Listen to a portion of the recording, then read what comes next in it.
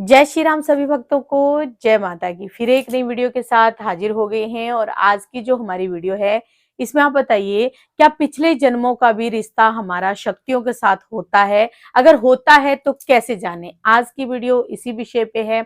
अंत तक बने रहना, तभी आपको सारी वीडियो समझ में आती है। अगर वीडियो अच्छी लगती है तो लाइक करें, शेयर करें, कमेंट करें।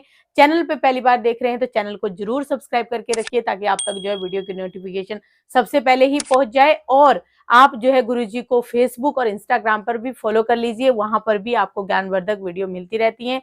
चलिए शुरू करते हैं आज की वीडियो। जय श्री जय श्री राम, जय श्री बालाजी महाराज। ये तो सच्चाई है कि कुछ जन्म के रिश्ते होते हैं, कुछ पिछले जन्म के रिश्ते होते हैं जो इस जन्म में आकर हमें अपने इष्ट आराध्य की सेवा करने का मौका मिलता है और प्राप्त होता है। कई बार नहीं तो उनकी सेवा, उनकी कृपा चाहकर भी आप प्राप्त नहीं कर सकते, क्योंकि कहते हैं कि बड़े बुजुर्गों और महापुरुषों से हमने इस बात को समझा है, जाना है, देखा सुना है है। और सुना है कि जो व्यक्ति सच्चे मन से ईश्वर की भक्ति करता है, अपने इष्ट आराध्य की भक्ति करता है, मरण उपरांत भी वो उसी योनि में जाता है। और सबसे बड़ी बात, मान लीजिए किसी ने माँ दुर्गा की अपार भक्ति को प्राप्त किया, इस जन्म में किया, अपार भक्ति वो व्यक्ति जो है इस जन्म में करता रहा, और क्या वो भक्ति उसके मरने के बाद वो व्यर्थ हो गई?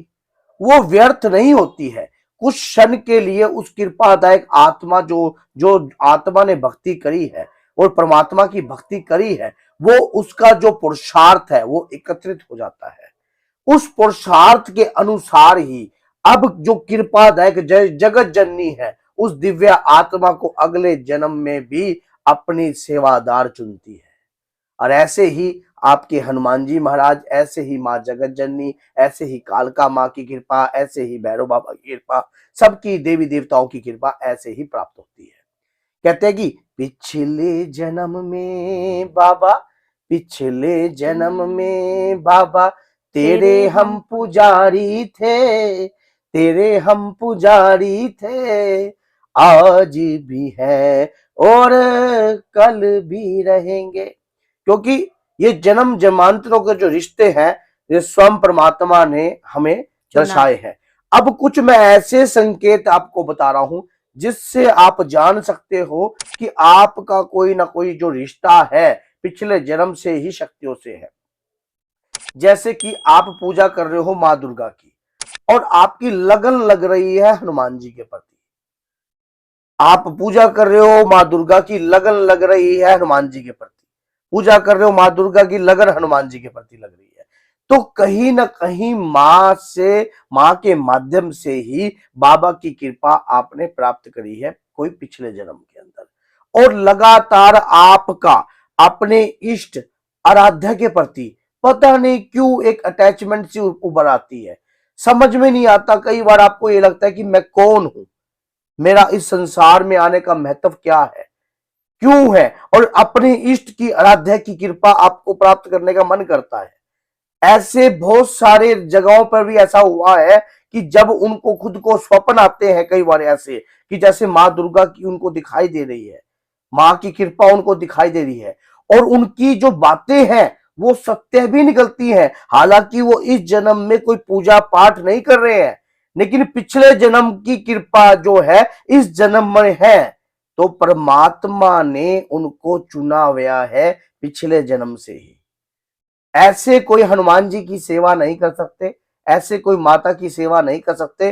कुछ जन्म जमांतरों के रिश्ते होते हैं। भगवान की भक्ति करनी इतनी आसान भी नहीं है जितनी सुननी आपको आसान है। चाह कर भी भगवान की भक्ति नहीं कर सकते। आप एक होता हो, अगर आपको कहा हनुमान चालीसा पढ़ लो या हनुमान जी के दर्शन, कई ऐसे भक्त भी आपने देखे होंगे सुबह से लेकर शाम तक बाबा के नाम का ही गुणगान करते रहते हैं, सुबह से लेकर शाम तक माँ के नाम का गुणगान करते रहते हैं। तो कोई ना कोई ऐसा रिश्ता जरूर है जो आपको अपनी इष्ट के प्रति खिंचा ले जा रहा है।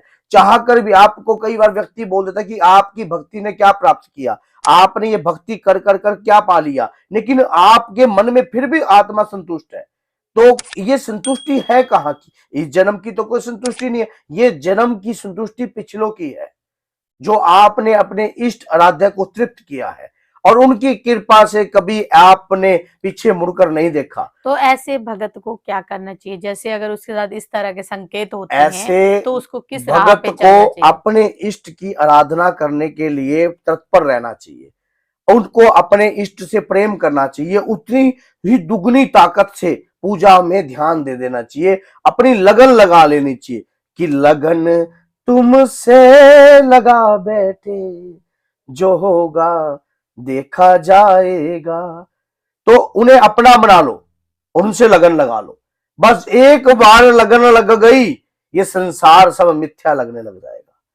हम जो भगवान की भक्ति करते हैं, मंत्र जाप करते हैं, और ये जो कृपा हो रही है ना, कहते हैं कि प्रभु की इच्छा से पत्ता भी नहीं हिल सकता। ये तो सच्चाई है, क्योंकि हवा किसका वरदान है? परमात्मा का। अगर परमात्मा चाहे तो क्षण भर में हवा को रोक सकता है, तो उनकी इच्छा से पत्ता नहीं हिल सकता, तो उनकी इच्छा के बगैर हम उनकी भक्ति कैसे कर सकते हैं? इसलिए उनकी कहीं ना कहीं इच्छा है, उनकी कहीं ना कहीं कृपा है, तो हम उनकी भक्ति आराधना कर रहे हैं। अगर आप भी इस कंफ्यूजन में हो कि आपके साथ भी अगर ऐसा हो रहा है, बार बार आपके इष्ट के प्रति, आपके आराध्य के प्रति आपका खिंचाव, अंदर से व्याकुलता उत्पन्न होकर आती है, वो व्याकुलता आप समझ सकते हो एकदम भयंकर वाली होती है। भयंकर, जैसे शरीर में एकदम बाढ़ सा आ गया। मान लो अपने इष्ट आराध्य का जहां भी सत्संग कीर्तन कुछ भी हो रहा होता है, आपके पैर थपथपाते नहीं, रुकते नहीं, आपको कहीं ना कहीं, अब जैसे कोई श्याम जी के भक्त हैं, तो जहां पर राधा राधा राधा राधा श्याम राधा कृष्णा चलता है, वहां पर अपने आप ही मस्ती चलने लगती है, नाचने का मन करता है। तो कहीं ना कहीं हमारा कुछ ना कुछ अपने इष्ट आराध्य से रिश्ता है, और वो रिश्ता दिखाने की आवश्यकता नहीं है, उसे बखाने की आवश्यकता नहीं है, किसी को प्रमाण देने की आवश्यकता नहीं है। प्रमाण देना है तो अपने इष्ट को ही दीजिए, अपने आराध्य को ही दीजिए, जिससे आपकी लगन लग गई है, क्योंकि वो एक ऐसा सच्चा मित्र है। इष्ट देव होता कौन है? इष्ट देव वही जो इष्ट तुल्य हो और सच्ची मित्रता को हासिल करता है। जो सच्चा मित्र ही आपका दुख की घड़ी में आपका साथ देता है। अपने इष्ट आराध्य की सेवा ही आपका परम धर्म है, और उनकी सेवा करते करते आपके अंदर जो संस्कार उत्पन्न हो रहे हैं, कई बार आप देखते हो आपका मन करता है कि मैं सूर्य को अर्घ दूं, अचानक ही आपको किसी ने नहीं सिखाई ये बातें, किसी ने आपको ये बताई नहीं है कि हनुमान चालीसा के रोज 11 पाठ करूं, 7 पाठ करूं। ये भगवान की अगर आप भक्ति कर रहे हो तो आप पिछले जन्म के उनके भक्त रह चुके हो कहीं ना कहीं। पहचानो अपने आप को, आप पिछले जन्म में भी उनके पुजारी थे, पिछले जन्म में भी उनकी भक्ति करते थे, और इस जन्म में भी उनकी भक्ति आराधना करना आपका नैतिक फर्ज है। और ऐसे भक्त के ऊपर अगर कहीं ना कहीं भूत का, प्रेत का संकेत आ रहा है, तो कहीं ना कहीं भगवान आपको सही मार्गदर्शन दिखा रहे हैं कि चुन अपने रास्ते को, जो तेरा रास्ता था तो उससे कहीं ना कहीं भटक गया है। तो बोलिए जय सीताराम, जय श्री बालाजी महाराज।